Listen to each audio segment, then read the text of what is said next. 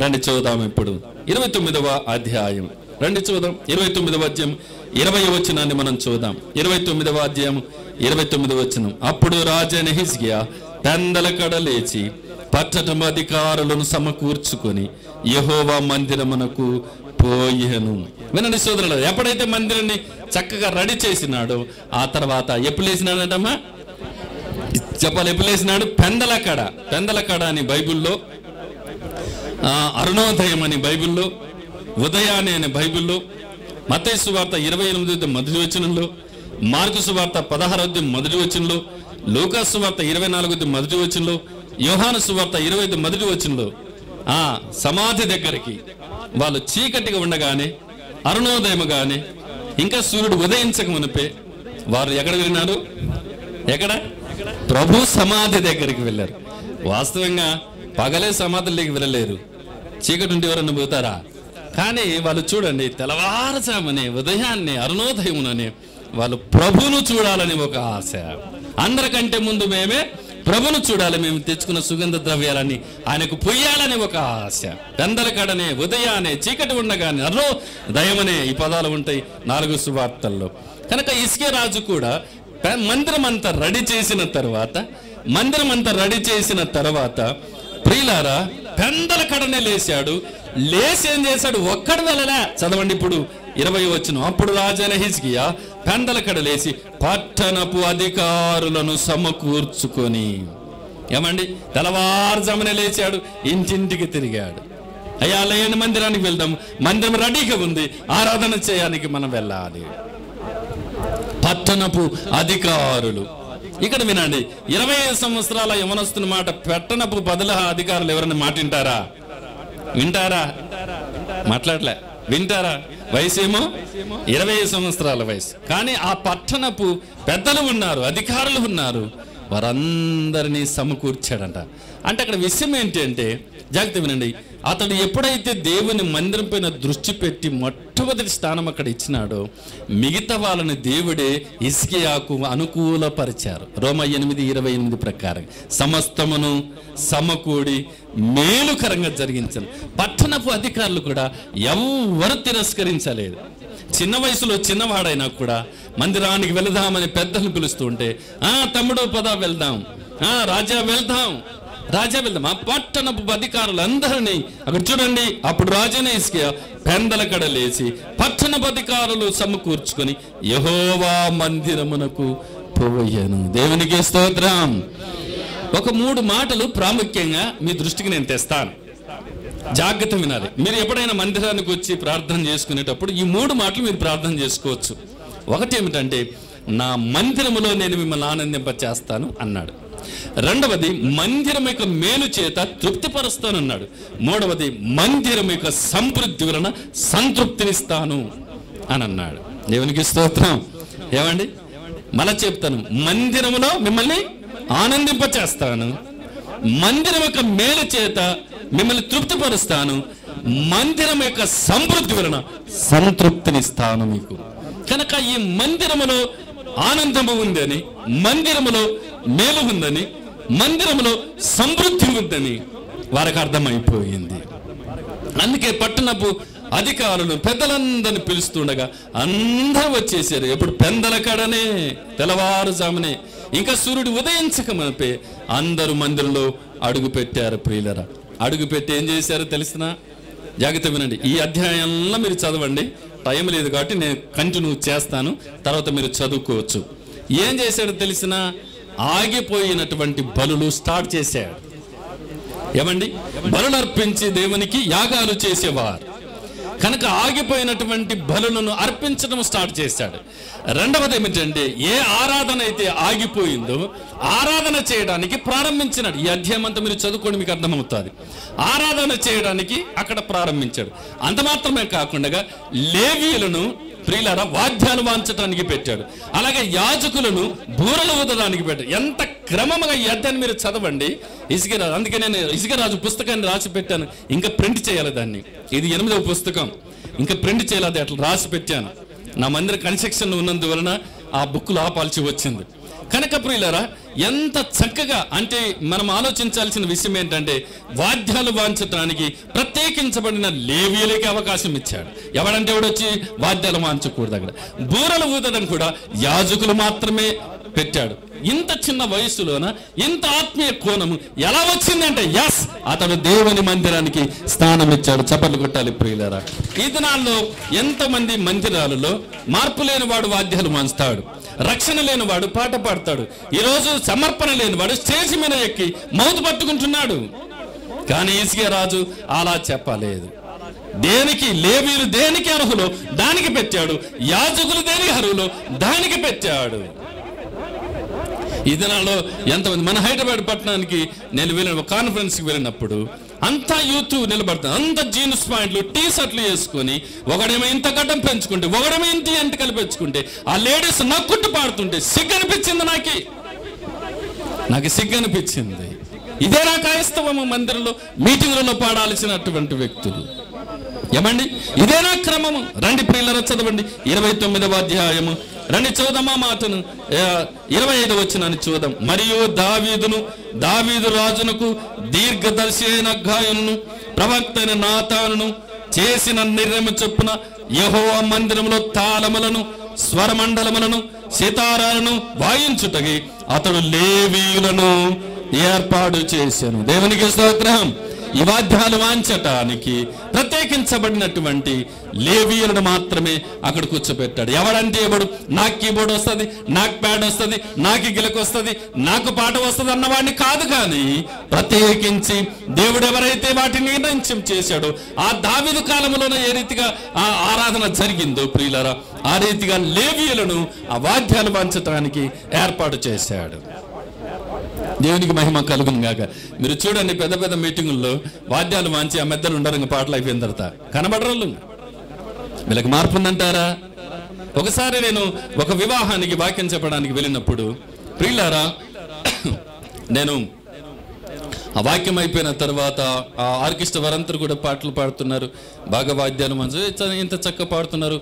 అంటే మా పిల్లలు, మేము మా టీం వెళ్ళలేదులే, వేరే టీం వచ్చింది, పాడుతున్నారు. నేను కూడా హ్యాపీగానే ఫీల్ చక్కబడ. తర్వాత ఇంకా మన పెళ్ళి అయిపోయిన వెంటనే సినిమా పాటలు స్టార్ట్ చేశారు. అక్కడ సినిమా పాటలు స్టార్ట్. ఆ క్వైర్ డైరెక్టర్ని నేను పిలిచాను. నేను ఇందాక దేవుని పాటలు పాడి ఎంతో సంతోషం అన్నట్టు మరలా సినిమా పాటలు పాడుతున్నారు ఏంటి?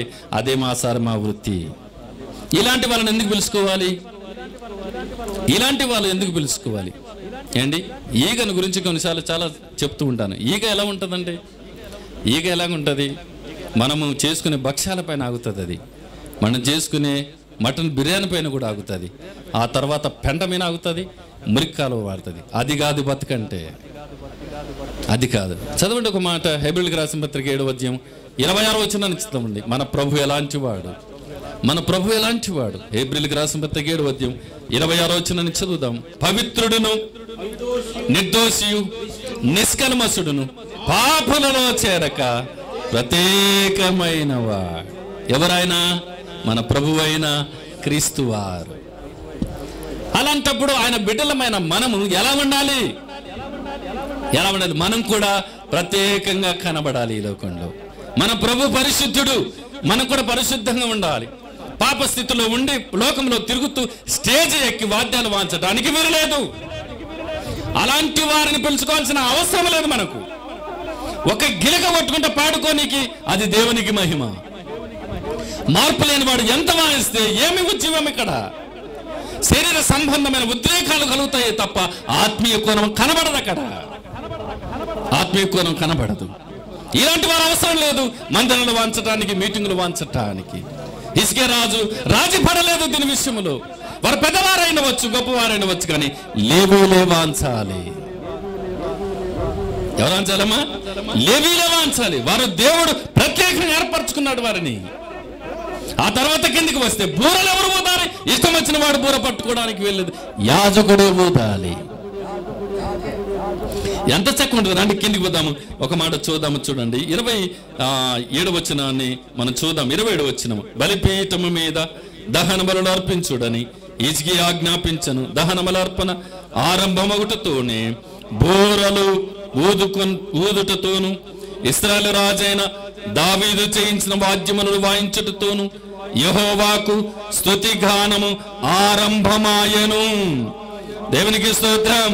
స్తుతి యాగము ఆరంభం. నేను ముందే చెప్పాను, ఆరాధన ఆగిపోయింది. ఆ మందిరంలో వాద్యాలు వాస్తూ ఉండగా, పాటలు పాడుతూ ఉండగా ఆరాధన ఆరంభమయ్యింది. ఆరాధికుడైన దేవుడు వారి మధ్యకి రావడానికి, వారిలో కలిసి ఉండడానికి, వారి మధ్య నివాసం చేసి వారిలోన ఆత్మీయ కోణములో తన బిడ్డలకు ఆరాధకులకు మార్చుకోవడానికి హిజ్కియారాజు చేసినటువంటి ప్రయత్నాన్ని దేవుడు అంగీకరించాడు. స్తుతియాగము, స్తుతియ గానము ఆరంభమైంది. 29వ వచనం చూద్దాం. వారు అర్పించుట ముగించిన తర్వాత రాజును అతనితో కూడిన వారందరూ తమ తలలు వంచి ఆరాధించిరి. దేవుని స్తోత్రం చెబుదాం. తమ తలలు వంచి ఆరాధన స్టార్ట్ అయింది. ఆరాధన చేశారు.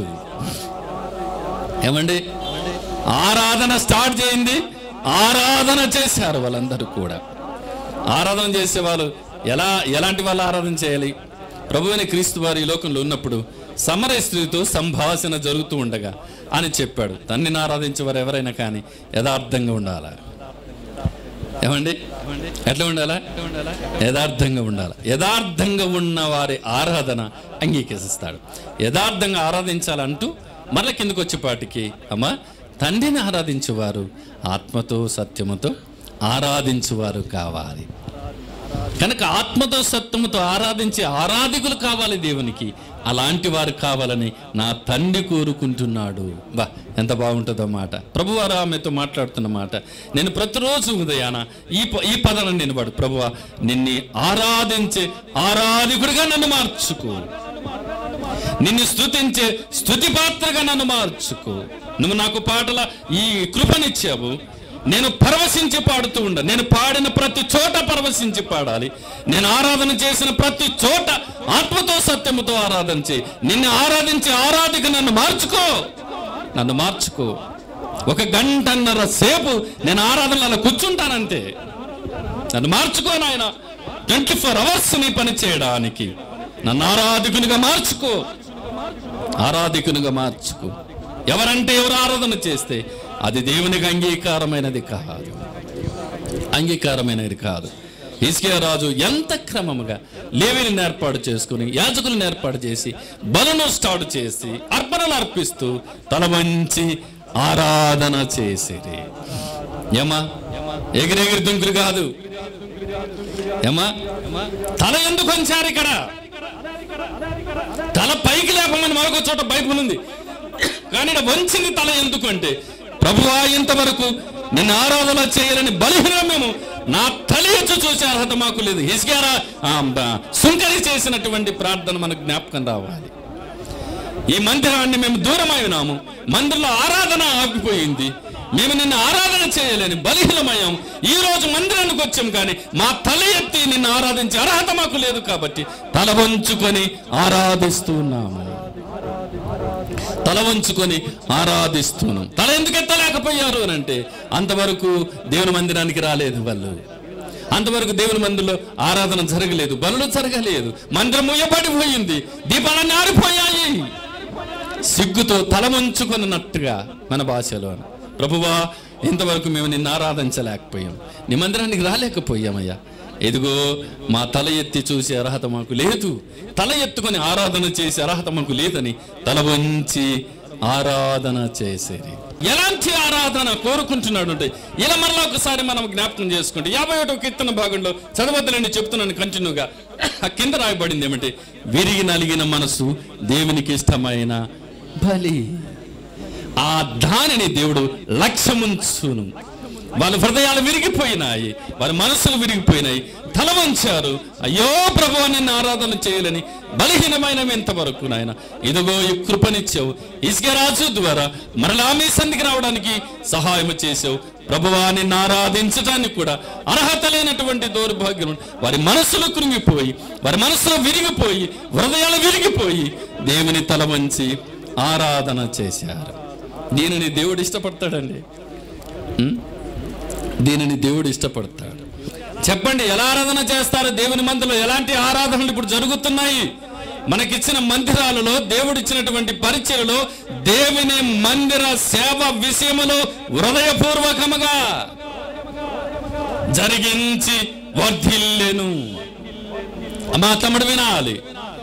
హిజ్కియా రాజు మొట్టమొదటి స్థానాన్ని మందిరానికి ఇచ్చి, మందిరాన్ని బాగు చేసి, పెద్దలను పిలుచుకొని, లేవీయులను పాటల వాద్యాలకు నిలబెట్టి, యాజకులను బుర్రలకి నిలబెట్టి, అర్పణలు అర్పించేవారు అర్పణలు అర్పిస్తూ అందరూ ఆరాధన చేసేటట్టుగా ఒక ప్లాన్ గా